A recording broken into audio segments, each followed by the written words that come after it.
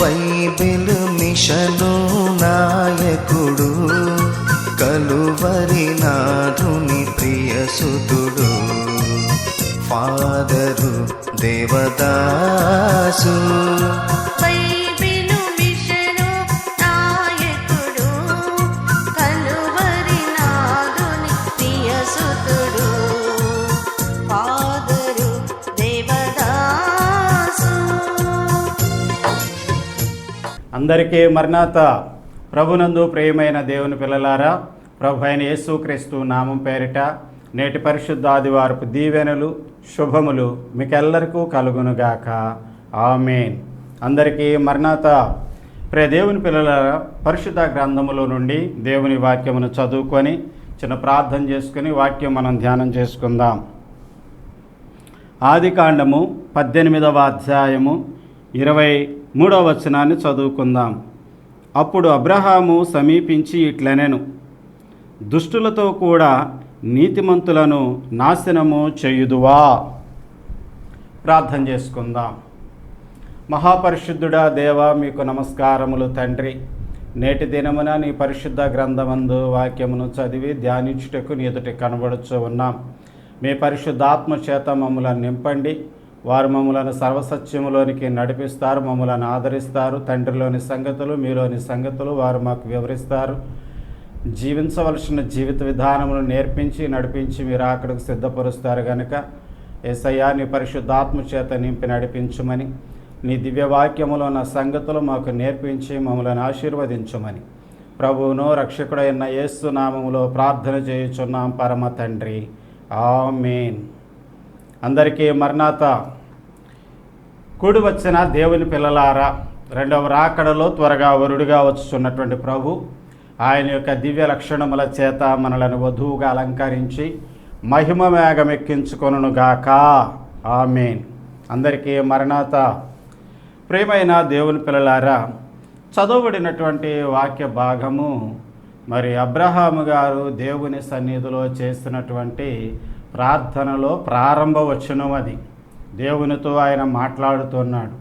సొదొమ గొమొర్రా పట్టణములను నాశనము చేయడానికి దేవుడు సంకల్పించి ఆ విషయాన్ని అబ్రహాం గారికి దేవదూత గారుల ద్వారా తెలియపరిచిన వారు ఉన్నారు. దేవుడు కూడా వారితో ఉన్నారు. అప్పుడు మరి దేవదూత గారులే వెళ్ళిపోయారు. దేవుని యొక్క సన్నిధిలో అబ్రహాము గారు ఉండి దేవునితో మాట్లాడుతూ దుష్టులతో కూడా నీతిమంతులను నాశనము చేయుదువా అని అక్కడ ప్రారంభించి అక్కడి నుంచి మరి పట్టణాలను నాశనం చేయొద్దు, మరి 50 మంది నీతిమంతులు ఉంటే నాశనం చేయకుండా విడిచిపెడతావా, మరి 40 మంది ఉంటే 2 పట్టణాలను నాశనం చేయకుండా విడిచిపెడతావా అని ఇలాగూ తాను దేవుని సన్నిధిలో ప్రార్థన చేయడం అనేటువంటిది, అడగడం అనేటువంటిది చేస్తున్నవాడు ఉన్నాడు. అది ఈరోజు మనము అంశముగా మనం వాక్యమును ధ్యానించబోతూ ఉన్నాం. అదేమిటి అంటే అబ్రహాము చేసిన ప్రార్థన. ఎందుకు ఈ అంశాన్ని నేటి కాలమందు మరలా తిరిగి మనము మరి అవసరమైంది ధ్యానించవలసింది అని మనం ఎందుకు ఆ సంఘటనలను తీసుకొని జ్ఞాపకం చేసుకుంటూ ఉన్నాము అని అంటే, ఈ కడవరి దినాల్లో పరిస్థితులు అలాగే ఉన్నాయి.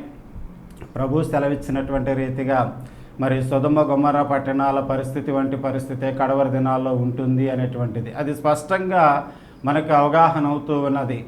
మరి దేశాల మధ్య జరుగుతూ ఉన్నటువంటి యుద్ధాలు కనుక మనము చూసినట్లయితే మరి బాంబుల వర్షం కురిపిస్తూ ఉన్నారు, మిస్సైళ్ళ వర్షం కురిపిస్తూ ఉన్నారు, అణుబాంబులు వేస్తామని చెప్తూ ఉన్నారు. మరి ప్రకృతి వైపరీత్యం వలన వర్షాలు కురవకపోవడం, వేడిగాలులు ఎల్నోన్ వలన మరి వర్షాలు పడకుండా ఉండడము, పంటలకి ఇప్పటికే ఏ విధమైనటువంటి ఆధారము లేక పంటలు వేయక రేపు రాబోతున్నటువంటి కరువును గురించి భయపడుతూ, తుఫానులను గురించి భయపడుతూ, క్లౌడ్ బర్స్ట్లను గురించి భయపడుతూ ఉన్నటువంటి కాలము ఇది. ఎలా ఉన్నది అని అంటే దేవుడు ఆ రోజున మరి సొదొమ గొమొర్రా పట్టణముల మీద కురిపించినటువంటి అగ్నిగంధకములను పోలినదిగా ఉన్నది. సర్వనాశనము ఎలాగూ ఆ పట్టణములు అయిపోయినాయో దేవుడు అగ్నిగంధకాలు కురిపిస్తే, అలాగే ఇప్పుడున్నటువంటి పరిస్థితులను చూసినట్లయితే మరి భూమి మీద మానవాళి యొక్క జీవనము లేక జీవితము మనుగడ అనేటువంటిది పూర్తిగా తుడిచిపెట్టుకుపోయేటువంటి పరిస్థితి అనేటువంటిది కనబడుతూ ఉన్నది.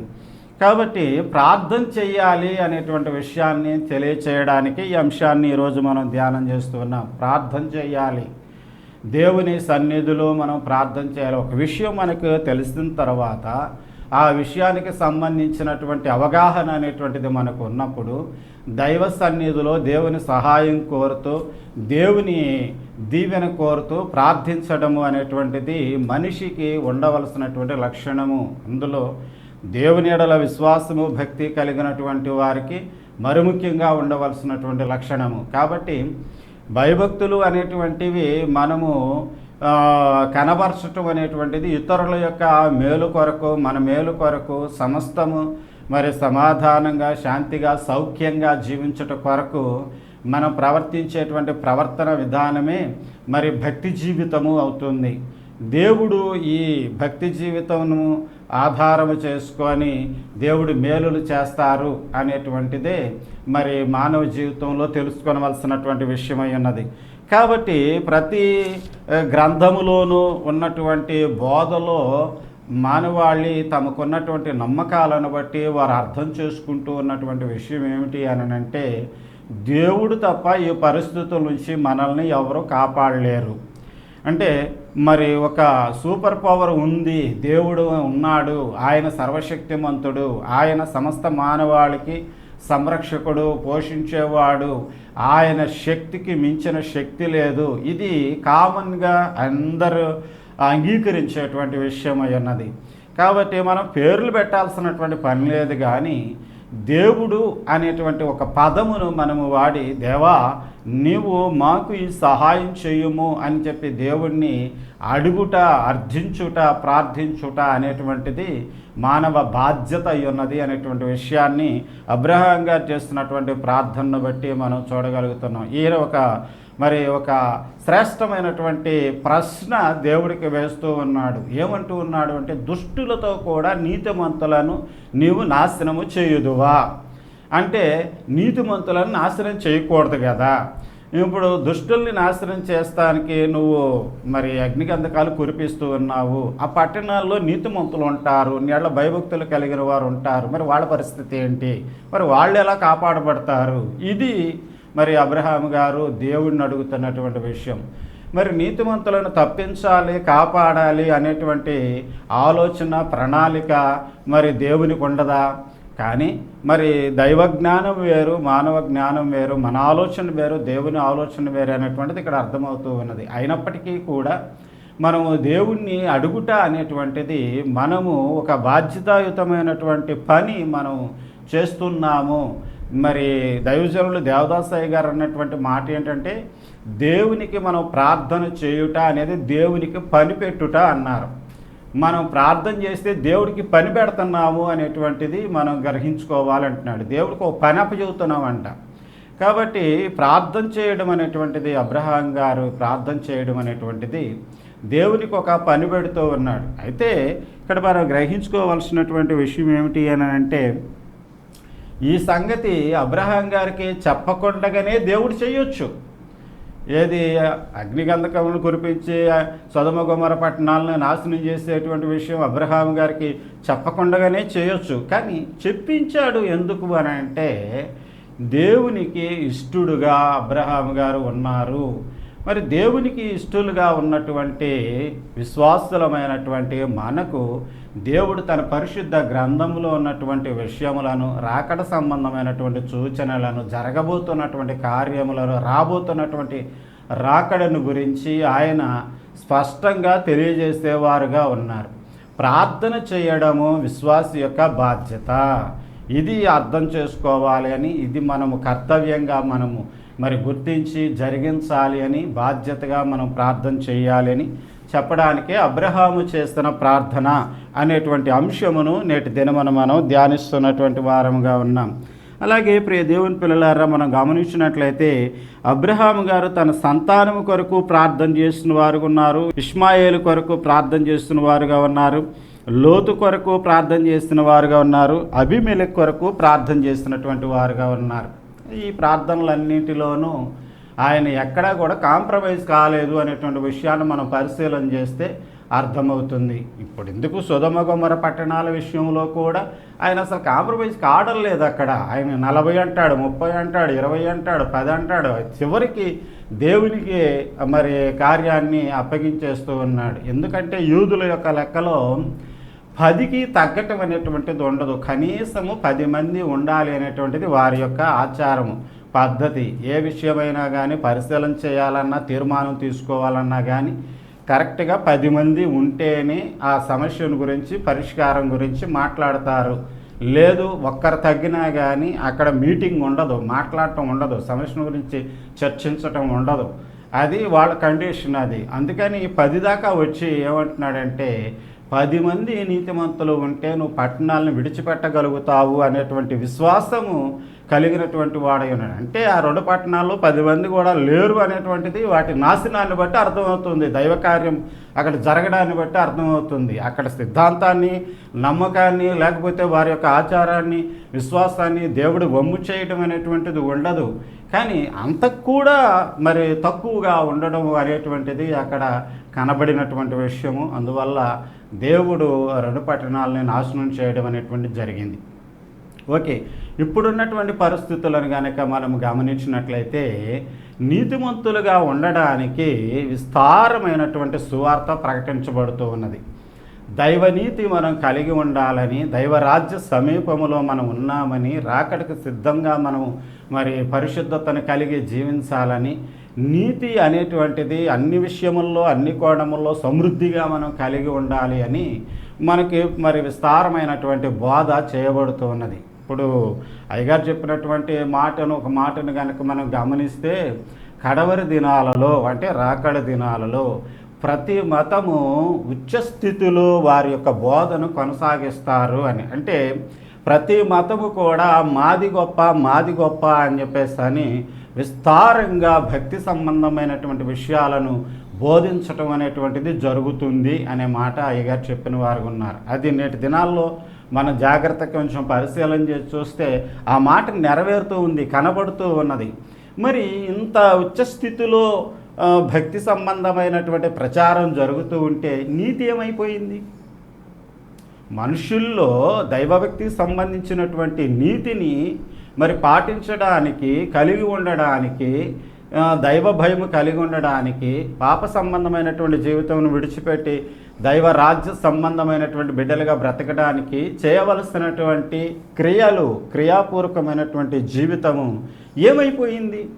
కాబట్టి ప్రియ దేవుని పిల్లలారా, మనం కొంచెం జాగ్రత్త పడాలి అంటూ ఉన్నాను. ఇక్కడ ఏదో బాంబులు పడుతున్నాను, ఇక్కడ ఎలా జాగ్రత్త పడుతూ ఉన్నామో మరి ప్రార్థనా జీవితం విషయంలో కూడా, రాకడ సంబంధమైనటువంటి జీవితం విషయంలో కూడా నీతిమంతులకు దేవుడు శిక్ష విధించడు, నీతిమంతులను నాశనం చేయడు అనేటువంటి విషయాన్ని మనం గ్రహించిన వారమైతే మనము నాశనం కాకుండా ఉండడానికి నీతిమంతులంగా మనం జీవించాలి అనేటువంటి విషయము, అబ్రహాం గారు చేసినటువంటి ఈ ప్రార్థనలో ఉన్నటువంటి సత్యము మనం గ్రహించగలుగుతాం.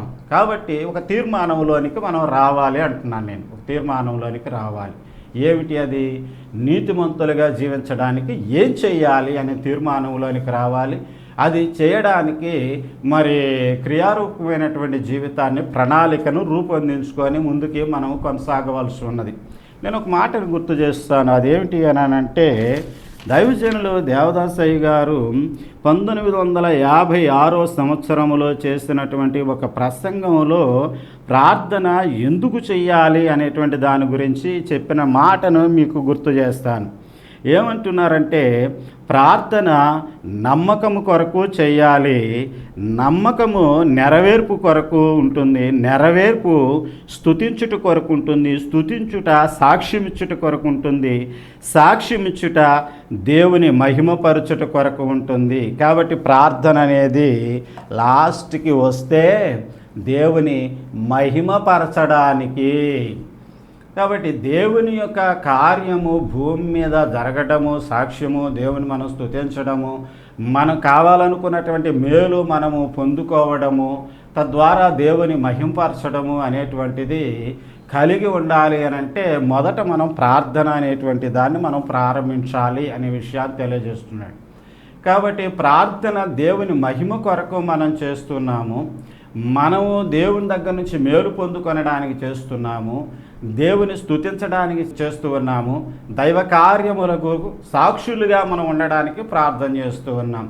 కాబట్టి ప్రార్థన చేస్తున్నాం, ప్రార్థన చేసుకునే వాళ్ళము విశ్వాసులము అని చెప్పి అనుకుంటున్నటువంటి మనము దేవుని కొరకు మనం చేస్తున్నటువంటి ప్రార్థన నెరవేర్పును పొందుట కొరకు, దేవుని స్తుతించుట కొరకు, దేవుని కార్యములకు సంబంధించి మనం సాక్షులుగా ఉండుట కొరకు, ఈ సాక్ష్యం ద్వారా దేవుని మహింపరచుట కొరకు చేస్తున్నామా అనేది మనం ప్రశ్నించుకుంటే మన ప్రార్థన విలువేంటో మనకు అర్థమవుతుంది అంటున్నాను నేను. కనీసం ఇప్పటికైనా సరే మనము మన ప్రార్థన యొక్క విలువను, దాని పటిష్టతను, దాని యొక్క జాగ్రత్తగా మనం ఎలా చేస్తున్నాం అనేటువంటి దాన్ని పరిశీలన చేసుకుని ఒక అవగాహన కలిగి ప్రార్థన జీవితాన్ని మనం గడపవలసి ఉంది. ఎందుకు అనంటే లోకము మరి నశింపులోనికి వచ్చేస్తూ ఉన్నది, ప్రభు త్వరగా రాబోతూ ఉన్నారు. అయితే మనం ఇక్కడ గ్రహించుకోవాల్సినటువంటి మాట ఏంటంటే అంతం వెంటనే రాదు, ఇది వేదనలకు ప్రారంభము అనేటువంటి మాట కొంచెం ఊరటను కలిగిస్తూ ఉన్నది. సరే, అంతం వెంటనే రాదు అనేది అలాగ ప్రక్కన పెడితే మనం పోకుండా ఉంటామా, అది మనం ఆలోచించుకోవాలి కదా. మరి ఏ విధమైనటువంటి కారణాలు లేకుండానే మరణం అనేటువంటిది వచ్చి పిట్టర్లాగా రాలిపోతున్నటువంటి పరిస్థితులు, ఎవడెప్పుడో ఏదో చేస్తున్నాడో దాని ఫలితాన్ని అనుభవించి మరణం అవటం అనేటువంటిది జరుగుతూ ఉన్నది. ప్రకృతి విపత్తుల వలన చూస్తూ ఉండగానే మరి భయంకరమైనటువంటి వరదలు రావడం, తుఫానులు రావడం, క్లౌడ్ బర్స్ట్ల వల్ల మరి ఇళ్ళు మునిగిపోవడం, మానవాళి జీవరాశులు చనిపోవడం, ఇది ఊహించినటువంటి పరిణామము మరణమునకు దారితీస్తూ ఉన్నది. అలాంటప్పుడు మనము మరి జాగ్రత్త కలిగి మన ప్రార్థనా జీవితాన్ని మన రక్షణార్థమై నీతిమంతులుగా మనం జీవించుట కొరకై మనం చెయ్యాలి అనేటువంటి ఆ పట్టుదల ఉండాలి కదా అంటున్నాను నేను. పట్టుదల ఉండాలి కదా. ఈయన దేవుణ్ణి ప్రశ్నిస్తూ ఉన్నటువంటి, అంటే దేవుణ్ణి ఎవడైనా ప్రశ్నించగలుగుతాడా? వీళ్ళు ప్రశ్నిస్తున్నటువంటి ప్రశ్నలో ఉన్నటువంటి విషయం ఏంటంటే దేవుడు నీతిమంతులను నాశనం చేయడం అనే నమ్మకము అబ్రహాం గారిలో కనబడుతూ ఉన్నది. ఇది మనకెందుకు ఉండలేదు? మనం నీతిమంతులుగా ఉంటే దేవుడు మనల్ని నాశనం చేయడు కదా, మనల్ని రక్షిస్తాడు కదా, మనల్ని ఆయనతో కూడా తీసుకొని వెళ్తాడు కదా, లేదు ఏ విధమైనటువంటి కీడు రాకుండా కాపాడుతాడు కదా అనేటువంటి ఆ భావము, విశ్వాస పరిపూర్ణత మనకు ఉండాలి కదా అంటున్నాను నేను. కాబట్టి ప్రియ దేవుని పిల్లలారా, ఈ మాటలు మనం గ్రహించుకుందాం అంటున్నాను. ఇదిగో చూసినట్లయితే ప్రార్థన చేయనటువంటి వారు మృతులతో సమానము, అలాగే ప్రార్థనలో విశ్వాసము లేకపోయినా వారు మృతులతో సమానము అనే మాట అయ్యగారు చెప్పినటువంటి వారు ఉన్నారు. ఆయన చెప్పినటువంటి ప్రసంగంలో మాటలు రెండు గుర్తు చేస్తున్నాను అంతే. ఆయన ఏమంటున్నాడు అని అంటే, మనం ప్రార్థన చేస్తున్నాము, దానిలో విశ్వాసం లేదనుకో మనం చచ్చిన వాళ్ళతో సమానం అంటున్నాడు. అసలు ప్రార్థనే చేయట్లేదు అనుకో వాడు అసలు చచ్చినోడి కింద లెక్క, మృతుడు అని అంటున్నాడు. అంటే ప్రార్థన అనేటువంటిది మనిషిని జీవింపచేస్తూ ఉన్నది, జీవము కలిగిన వాడు అనే గుర్తింపునిస్తూ ఉన్నది. ఇది ఎంత అర్థవంతమైనటువంటి విషయమో మనం ఆలోచిస్తే మనకి తెలుస్తుంది అంటున్నాను నేను.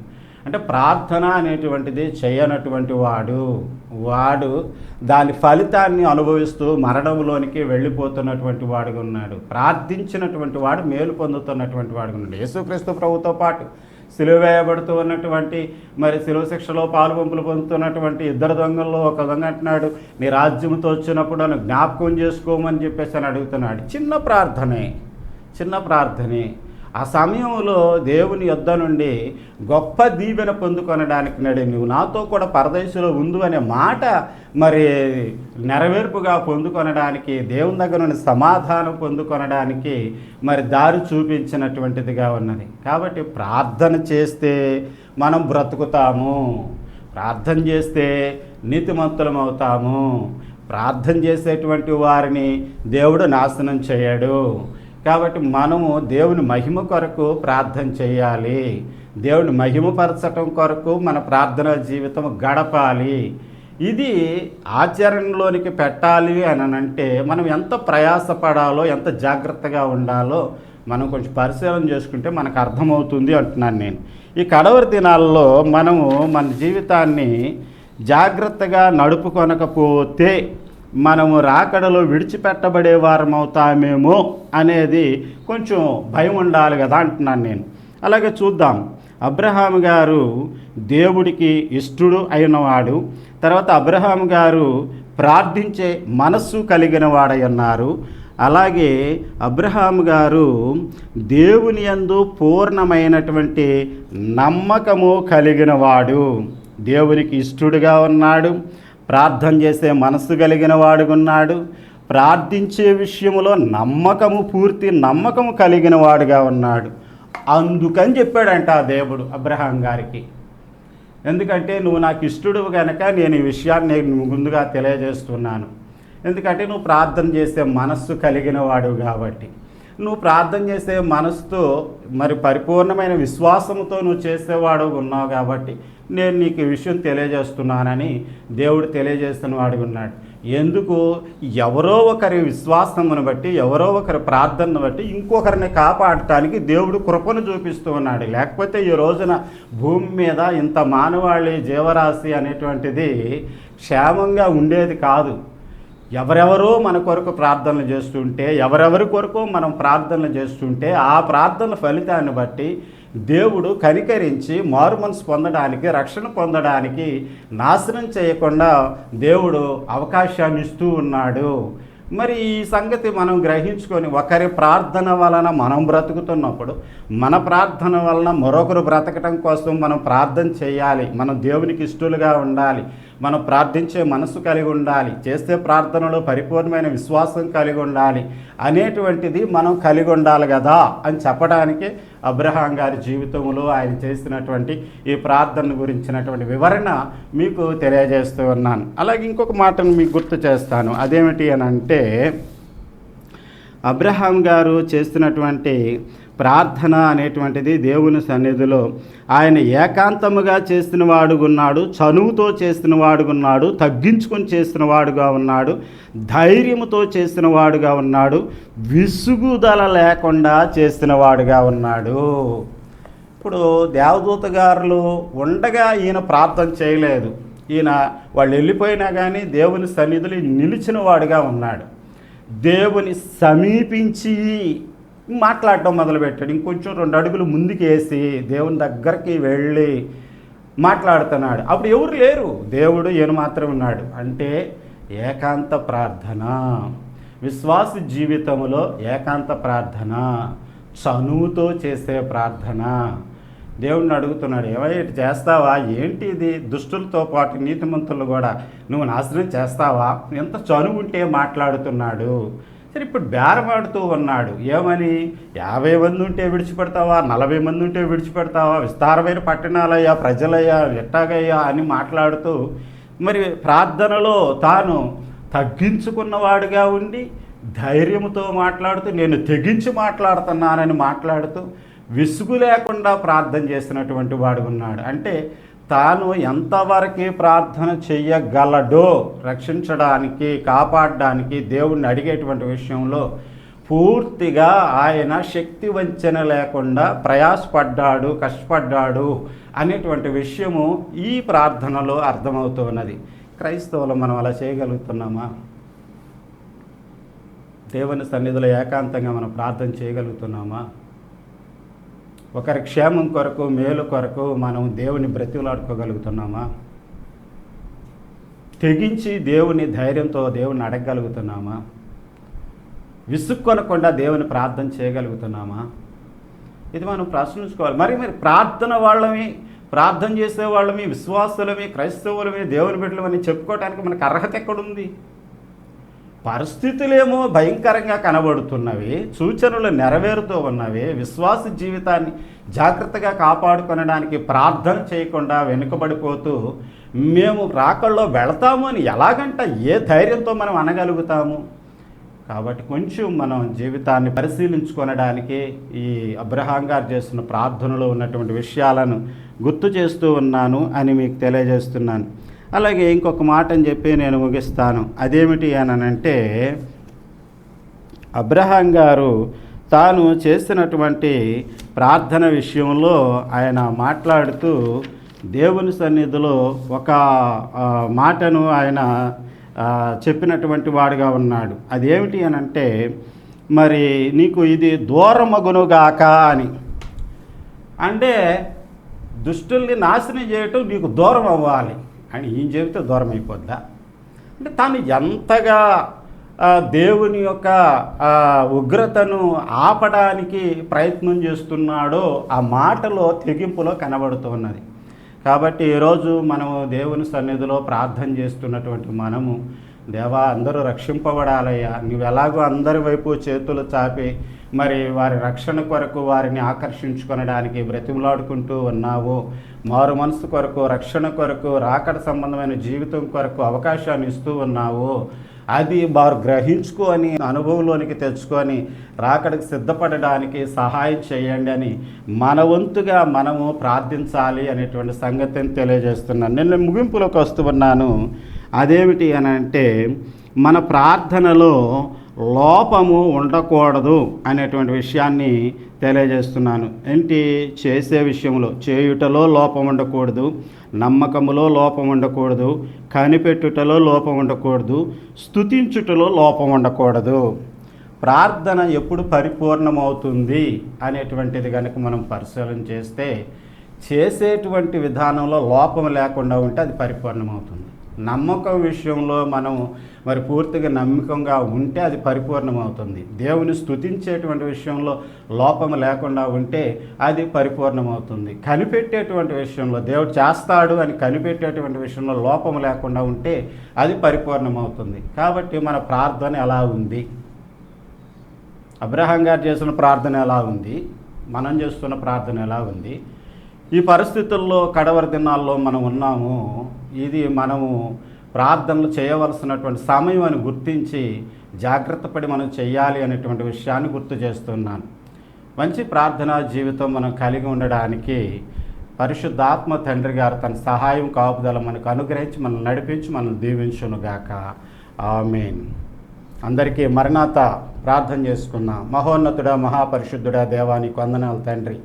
అబ్రహాం గారు చేస్తున్నటువంటి ప్రార్థనలో ఉన్న సంగతులు కొన్ని నీ వాక్యములో నుండి, దైవజనుని బోధలో నుండి ప్రభువా మేము మా తండ్రి ధ్యానించిన వారంగా ఉన్నాం. మేము అర్థం చేసుకొని కడవరి దినాల్లో ప్రార్థనా జీవితమును, పటిష్టమైనటువంటి ప్రార్థనా జీవితమును మేము గడపడానికి, దేవాని రాజ్యములోనికి నీతిమంతులంగా చేరగలిగిన వారు ఉండడానికి సహాయం మాకు దయచేసి మమ్మల్ని దీవించమని యేసు అతి పరిశుద్ధ నామములో ప్రార్థన చేయుచున్నాం పరమ తండ్రి.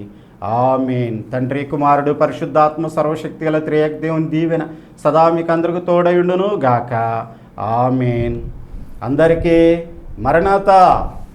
ఎన్నో మిషనులు ఉన్నవి భూమిలో, ఎన్నో మిషనులు ఉన్నవి భూమిలో, సన్నిధి నేర్పిన సద్గురువెవరు, సన్నిధి నేర్పిన సద్గురువెవరు, సన్నిధి పరుడగు ఈ గురువే